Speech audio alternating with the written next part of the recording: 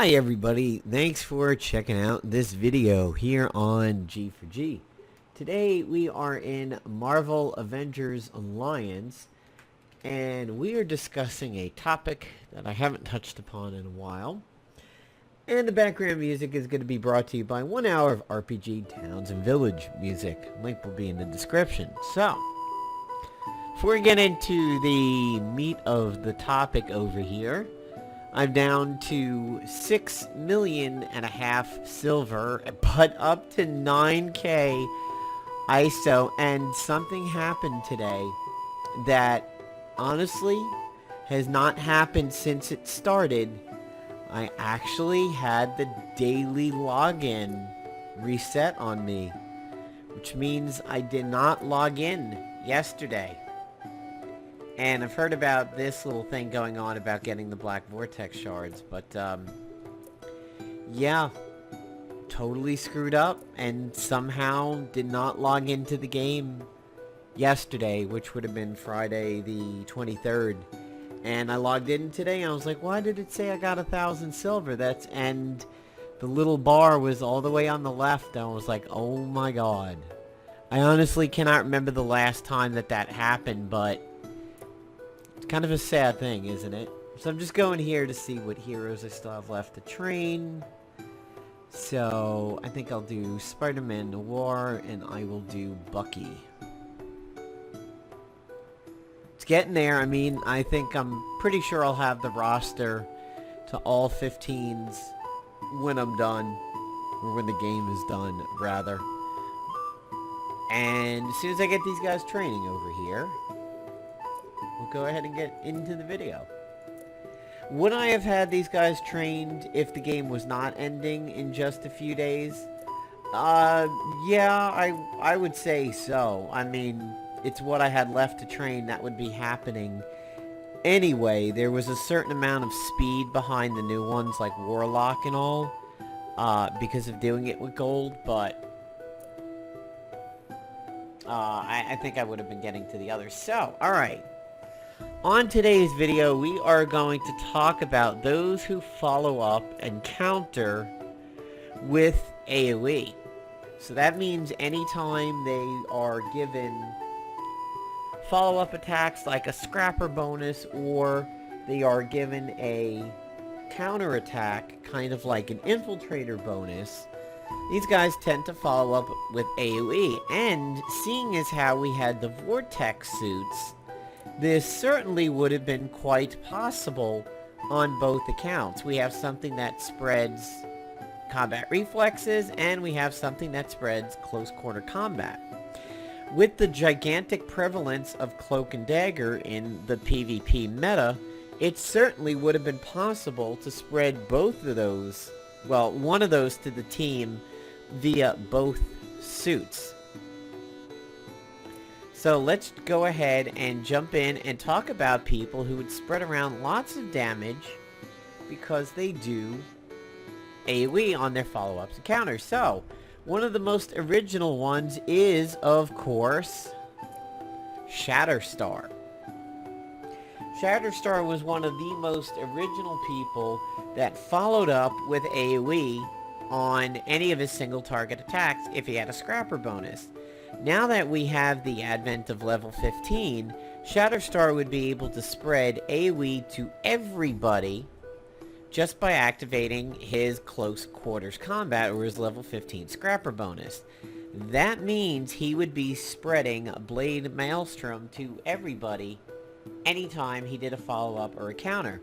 So now that causes the unremovable pain, and let's see what ISOs he actually could have slotted over here. So he would have been able to add the Gamma Blade ISO, so he would have been able to add radiation exposure. He would have been able to make it the Vibranium type, unprotectable, which in all honesty, unless you were casting it or, you know, clicking this manually, you wouldn't have to worry about that. Vampiric, which means he would consume bleeds for health, which isn't too bad. Vorpal, ignore defense, that's pretty nice. knocking for incapacitation, pulverize for wide open, and then that's about it. So there's some not too bad options over there. I'm going to throw an honorable mention to a scrapper that I scrolled right past in Omega Sentinel. She is somewhat capable of following up or countering with AOE if you happen to catch her out in her bruiser form, as she would hit everybody with penetrator darts. So that deserves a little bit of a mention over there. One of the next people, and this one is odd in that it is a bruiser, but he was one of my favorite people to exploit this on, and a lot of people kind of down the stretch in the last two PvP seasons began to talk about this, and that is Gorgon. Gorgon uses Dance of Death, so he actually uses his level 2 in order to counter and follow up, which is great because then that means on his next attack he gets breakthrough and he spreads 2 pressure points, Disney and slowed when he does it. It's ground and unarmed, so since it is not melee, his counter or follow-up would never get drained by Scutum, which is pretty nice, and unlike Shatterstar, who actually would. So due to this all being ground and unarmed other than walk all over you and show no mercy, he actually is pretty good for going up against Scutum Bruisers, including Field of Thunder, which, even though it's single target, shouldn't cause a drain. Plus, he has intensive training where everybody gets rising up at the beginning of their turns, and other Inhumans get immunity to pressure points. Intimidating Presence, I'm not too sure how often it works. I can't say I've ever seen a visible indicator that it goes off. But yeah, he is one of the more fun people to do this particular trick with. So we're going to jump over to the blasters now, and we're going to talk about Rocket.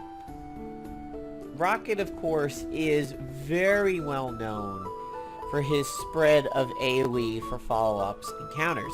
Mind you, anytime somebody has fumbling on them or flanked, this also works. So, if he was to hit somebody who was flanked with his single target murder you, he would spread blam blam blam right behind it. Much like Shatterstar, it causes pain, and for him, he's running the ionizing ISO 8, so absolutely nice fun. Plus, even though we didn't really get to take advantage of this, we didn't have a whole lot of time, we have the Master Blaster ISO, which says range attacks increase attack and defense.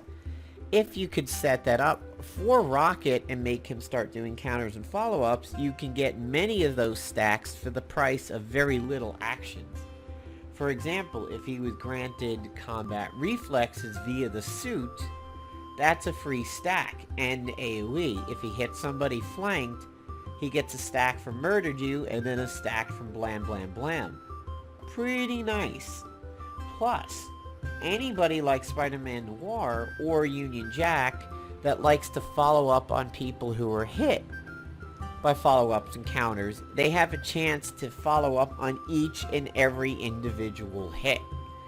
So, if he blam blam blams 3 people, Union Jack or Spino can actually follow up on 3 people. Plus, believe it or not, he does use, he does like opportunistic debuffs. So if you had something like the Scroll of Runamaroth and the Master Blade, that actually works out really well on this one.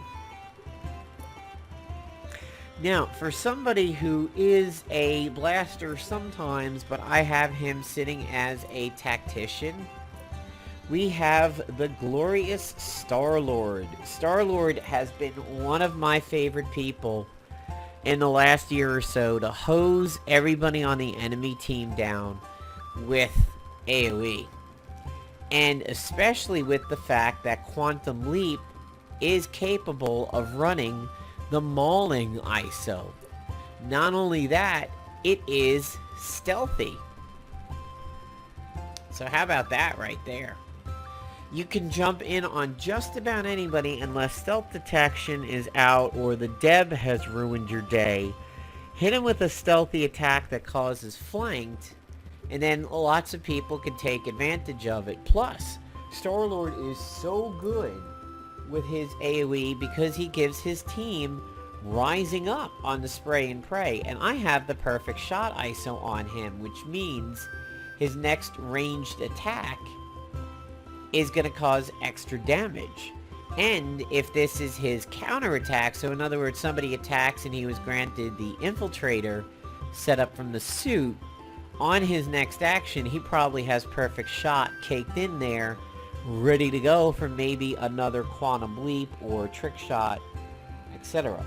Star-Lord, honestly, he's finishing out the game in an incredible power position due to the fact that you could use on-call to do Rock's Fall as a summon attack quick action to maybe kill people. His damage on these two abilities here and his support setup for spray and pray is good. And let's not forget, this uniform for him is actually still very good, but this one likes to do opportunity debuff. So again, it pairs up pretty well with not movie Rocket and things like Scroll of Runa Marath and the Master's Blade. I hope I didn't say Flashing Blade before, but yeah, the Master's Blade. Sadly, Gamora does not Whirlwind as a counter, because that could have been pretty solid. So we've taken a look at Shatterstar, we've taken a look at Rocket, we've taken a look at Star-Lord, and we have taken a look at Gorgon. Let me just make sure that is the list over here. I think it is. I've been thinking about this one for a while, and I sort of lost touch with it on other video ideas recently. Pepsi, man, can you imagine what it would have been like if you had a charge of 21 gun salute as a counter? You would think Scarlet Witch maybe would have that set up for Hex Spears, but no, she counters with Arcane Blast as her follow-up. So she's an example of somebody who's not level 1 becomes the counter. Ah, yes! Totally forgot. Quicksilver. Quicksilver counters and follows up with AOE. I forget about him sometimes, but that is a thing, yes. His counter and his follow-up is tag team. So, if you were to use him in his Scrapper uniform at level 15, he could single target somebody and splash tag team. Single target somebody and splash tag team. First 2 turns over there. I mean, this is exactly why infiltrators were not wanted in the meta before the issue of level 15, and that is because he would target infiltrators with a single target attack and always splash tag team. And then because he has 2 turns, everybody was debuffed with combo setup, of course, unless the Mystic Shroud was up. So he single-handedly wrote infiltrators out of the meta for, honestly, you can legitimately say for years because of that. His prominence faded a little bit, and honestly, once 15 came around, he didn't matter as much anymore, and infiltrators could come back because all scrappers activate that bonus regardless. So it's not really going to matter too much over there. I would think, let's take a look if he has, I think he does have an AoE on his level 1. Yeah, if you had him in his bruiser mode over here, Punisher would do it. Yep, that is a case over there. X-23 would have been a good one to do it on. It could have been cool if she had countered with Blades of Rage. That would have been pretty neat. There's Shatterstar. It's giving everybody the once over here to make sure I hadn't missed anything. I would think Taskmaster has the ability to counter with AoE also, depending upon what mode he's in.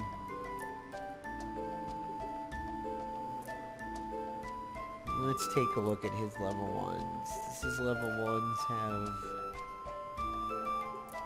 any AoE?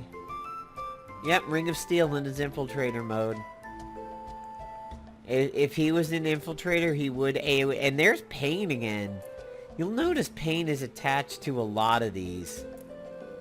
Good free way to spread the pain around. He follows up with his Zabu Pounce instead of Knife Slash, which is kind of interesting, but it's not AoE. But he's one of the ones where you run into the oddity of the level 1 is not the follow-up or the counter.